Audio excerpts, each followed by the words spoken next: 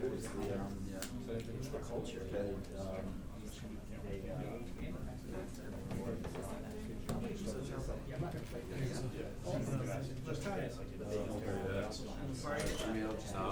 Just schoolwork, right?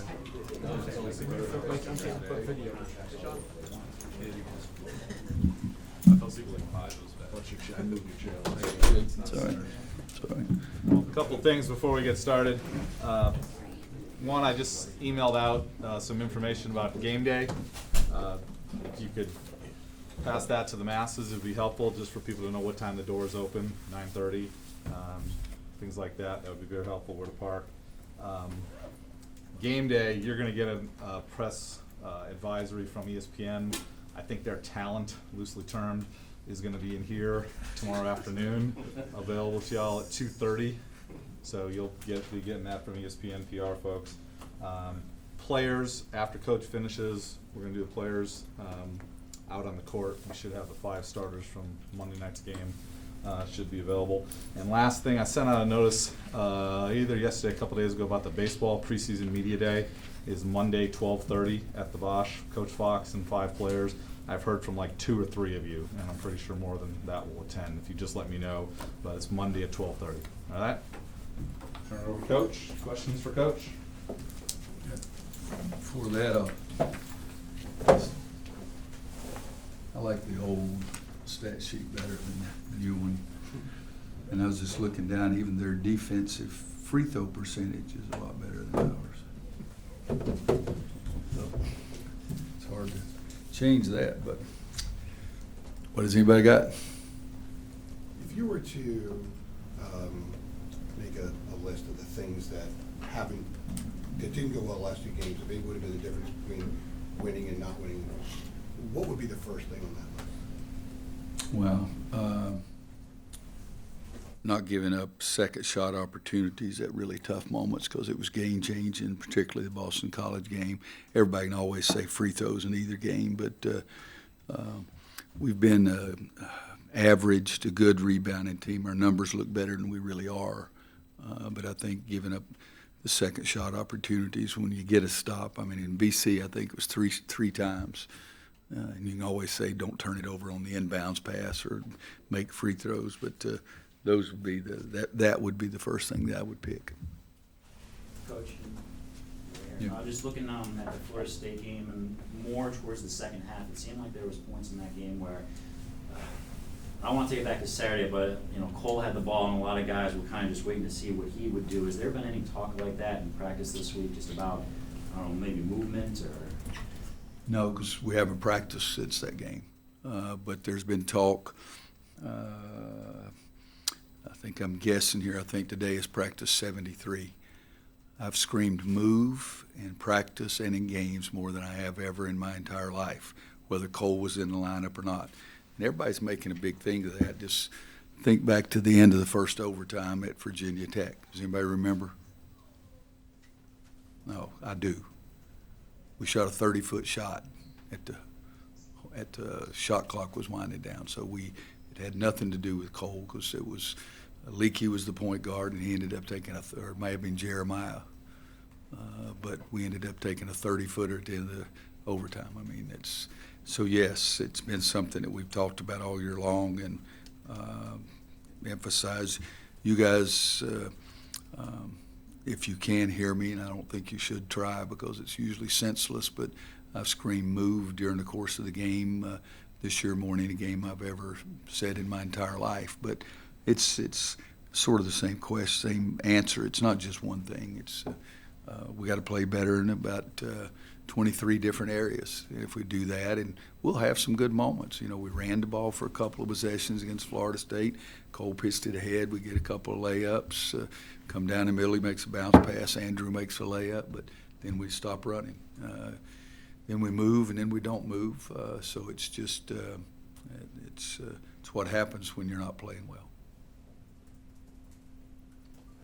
But seriously, go back and look. Everybody's got all this little snippet they're saying about Cole this or Cole that, but go back and look. I mean, we shot a 30-footer.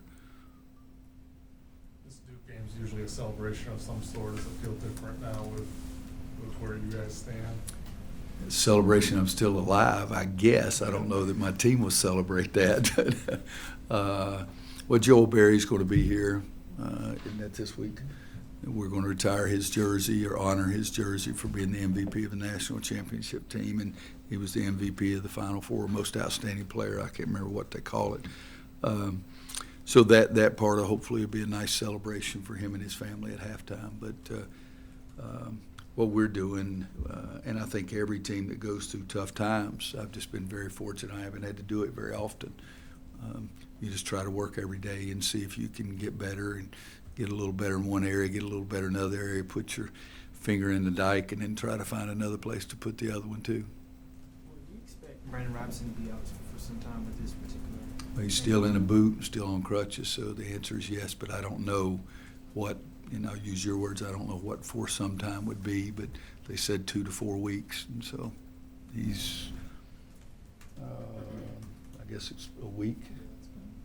Was it last Saturday? Yeah. Yeah, so it's just been a week. Coach, how do you hope to contain the bigs, specifically Vernon Carey? You know, we just hopefully will be able to play defense a little early. I think that's the key, is that you can't wait until they've got the ball on the wing and he's posted you up 4 feet and then you decide to start playing defense. So we got to play defense early, get on the high side, and try to see if we can front him down lower, get him off the block like we try to do everybody. He may be I'd have to go back and think about who all we've played, because I just think about the other team as a whole scoring, but maybe the best slow post scorer that we've faced so far. I recruited him exceptionally hard. He can also shoot the facing jump shot, and he has good hands and can pass. So he's really, really a gifted player. Probably recruited him as hard as anybody I've recruited in the last several years. You recruited Hurt a lot too. You made Yep. a bunch of trips to Minnesota. Mm-hmm. Can you tell us about those two recruitments, Carey and Hurt? Well, we Looks thought like- we thought we had a chance, or we wouldn't have kept going. I mean, we recruited both of them for 3 years. Made a lot of trips to Florida, made a lot of trips to Minnesota. 2 great young men, great families, people that you enjoy being with, unbelievable players. Matthew shoots the ball as well as anybody his size and maybe I've ever seen. Vernon's a guy who just can do a little bit of everything. He's a good passer, shot blocker, rebounder, but he can really, really score. He can shoot facing. I've seen him make 3 threes in at least 1 or maybe even 2 different high school games, so he can do that. So it's they're not good memories, because at the end they chose to go somewhere else, but just great kids and great families. What's that like, recruiting a guy in Minnesota for 3 years? I mean, I'm sure it happens all the time when you don't get him. Is that just part of the job, or? Well, is it's it part of the deflating? job, but, you know, I don't just do it flippantly. I try to give everything I have, and so it hurts. I mean, you spend that much time, and it's, like I said, there's first thing a guy can tell you is yes, and the second best thing he can tell you is no, and do it early. If you finish second or third, it just means you spend a lot of time and a lot of money, and I thought we were very close with both of them, but they chose not to come here. How much did Vernon play inside and back to the basket in high school? A lot. Was he mainly? Okay. Oh, yeah, I mean, he'd kill people. I mean, he would come down and shoot some threes trailing in secondary, but no, he's good. Is there anything, Coach, that would characterize some of the second half scoring droughts that you guys have had? Is there any one area that you look at as this is what's causing? Yeah, I mean, yeah, it's you don't have to study it a lot. I mean, when you're not shooting the ball in from outside, they gang up more on the inside. I mean, the game the other night, Jeremiah had a wide open 3 from the right corner, and the next possession, I think the next possession down, Justin Pierce had one wide open from the other corner. And if they don't go in, they don't go guard them the next time either. So it's what I've always talked about, is trying to have great balance. And, you know, last year's club, the year before, I mean, we've been very fortunate almost every year we have had great balance. Last year we could really shoot it from the outside, but Garrison could score inside. Sterling scored inside before he got hurt. Luke could score inside. We were so good on the perimeter shooting that he gave more space and you could drive the ball to the basket. And when you're not shooting the ball in the basket, that makes it more difficult to score, because the lanes are clogged up and they surround, you know, like Garrison, he's getting everybody's attention now. You know, and earlier he didn't get everybody's attention, and his numbers were even better. But he's getting everybody's attention now, and It's more crowded in there. And BC game, which is 2 games ago, I think Steve and I talked about this. Armando and Garrison were 7 for 20 inside, and there was one shot from outside 8 feet. The rest of them were inside 4 feet, basically. So it's just a lot more crowded in there, too. What does he have to do, Garrison in particular, then, in response to that, to sort of get himself going the way he was, maybe? I know volume is different, obviously, the number of shot attempts beyond that. Well, the last game's the only game his shot numbers were down. I think he had 8. Last game. Yeah, that's the only game his numbers were down. But looking in the stats in the league or national stats, Florida State's one of the best defensive teams in college basketball. They blocked 10 shots, so you sort of get a little gun shy in there as well. But to answer your question, what he has to do is he has to move more efficiently. He's got to be ready early and be ready to step in at the right time instead of stepping in early when the ball's not even in a position to be passed to you. So timing is part of it. And then the other part is they still have a right to play defense. And so just because he does everything better, I'm not saying if he does everything perfect. If he does everything perfectly, he's going to score. He's going to get shots. But if he does things better, a lot of times the other team still loads it up inside. But again, until last game, I've been very comfortable with the number of shots he's taken. I mean, BC game, I think he had 16, B-Rob had 15, Cole had 13, I think is what it was. And I was very comfortable with that, but I wasn't comfortable with the shots that he and Armando got against Florida State. No. With Cole coming back, you've obviously got a time, like you just said, about time, moving at the right time. There's timing and cohesion and all these things that these guys didn't get to work on for 11 games. Is this as late in the season as you've had to deal with as far as bringing that guy level of player back to fit all the pieces together? I'd have to really think, but right off the top of my head, I can't think of anybody that's come back like that. I'm trying to think, but again, 2 games ago, Garrison was 3 for 15, 4 for 15, something like that. So the fact that Cole came back, I don't think can really be tied into that much. But it is getting your timing down. There's no question. It takes a while to get that set. And we had changed a few things while Cole was out, so now comes back getting used to that.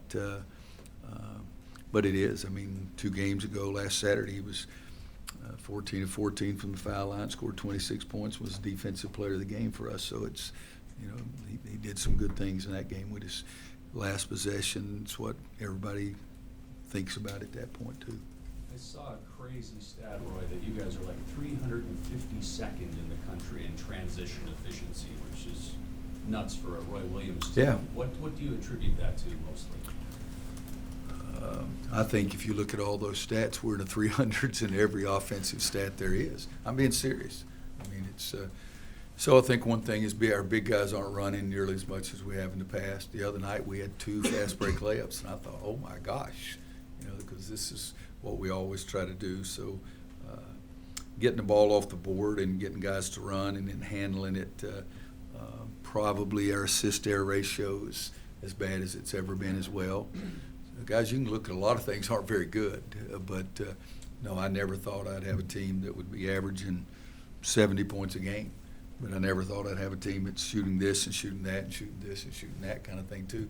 But we're trying to get better. The kids are trying to do some things that'll help us, but so far it hasn't looked like we're getting better in too many areas. But yet I'm serious. We had the 2 fast break layups in the Florida State game, and I was ecstatic.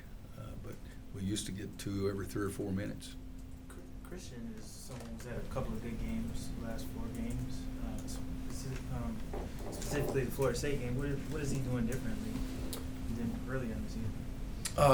Well, some of his shots are going in, but he took 3 bad ones and none of those went in, and he took 1 that did go in, and then he made a couple of backdoor layups for their pressure. I didn't think he played nearly as well as at Florida State as he did against North Carolina State, for example, because it's not just points, it's your shooting percentage. And at North Carolina State, he made 2 big mid-range jumpers for us that I thought were as important as any other offensive things we had during the course of the game. One of the games of the last 4, I think he didn't score, but Mid-range jump shots are going in more for him. He's not taking many of the outside, but I do think, did he make a 3 at Florida State? But it's defensively and turning the ball over is what hurt him during the stretch, that I wasn't giving him as much time. And so if you don't turn it over and you're better defensively, you get more time. And I think that's probably helped him in the last couple of games more than anything else, or 3 of the last 4. I forget which game it was that he didn't score at all, but I think he's made some more of his mid-range jump shots. But it's just that there's a lot of guys that we count on to come in and do a good job off the bench, and sometimes they've done it well, and sometimes they haven't. BC was the game he didn't score. Yeah, okay, so BC didn't score, but Coach, you spoke pretty highly of Leaky last year, and then of course he got injured and missed a lot of time. What do you want from him more this year, especially now with Cole back and things that he can do better that you want to see from him? well, his shot is not bad, and he still needs to work, make it better, but I'd like to see him be more aggressive, taking the ball to the basket, and when he takes it to the basket, go up much stronger. You know, at the state game right in front of him, I had to yell drive, and he drove, and I thought he was going to go up and try to dunk it, and he came back and shot it back over his head, sort of kind of thing, got fouled. But I'd like for him to be more aggressive, get to the board more, be more active on the defensive end, because I think he's got some skills, and when the clock starts running, when the light turns on, or whatever terminology you want to say, that I think that he really has a chance to be much, much better. But he's also a kid. He's just been hurt all year. I mean, all year, guys. He's I can't remember the last day when at the end of practice when I say get everybody on the end line. I can't remember when he goes over there. He always goes to the bike, whether it's the stub turf toe or the ankle or whatever it is. He's just been in his behalf. He hadn't played nearly as well as I expected him to play, but he hadn't been nearly as healthy either. I mean, he's just been hurt all year, but he's been out there, and you know he's shown some toughness there. But I'd like him to be more aggressive, like him to shoot the ball better, and I guess that's the best things about your question, and just you know, understanding how long he is. I mean, go to the boards more and do more things for us. We had a terrible box-out game against Florida State. Terrible. One of the worst any team I've ever had. And he probably had the worst, he probably had the highest number of bad or no box-outs of any player I've ever had. So. Leaky missed the 2 regular season games against Duke last year, and you've got Brandon out now, and Sterling out. You only have a couple guys that have played in this game before. How do you communicate to them what the energy level is going to be like, the atmosphere, because it's always so different? Or do you just kind of let them have to figure it out themselves once they get out there? A little bit of the latter. I mean, you know, I can say anything I want to say, but if you've done it, you haven't experienced, you don't know what I'm talking about. They've been, like Leakey's case, I didn't realize he didn't play in either one of the, so I know he played in the tournament. In the tournament. Okay, yeah. But I didn't realize he didn't play in either one of the regulation games. That's the biggest thing for the Leakey answer, is that we just need him to have a long time period where he's healthy, and that'd be the biggest improvement. But to answer your question, I'm not going to talk about it a lot. Their teammates will talk about it. Everybody else will talk about it. And we're just, again, I know it sounds corny, but it's the only way I know how to do things. We're just trying to get better in every phase of the game every day, and keep trying and keep trying and keep trying. And hopefully the clock won't run out in the year before we finally start playing better basketball. Anybody else? All right, thank you. Thanks, guys. Out on the edge of the court.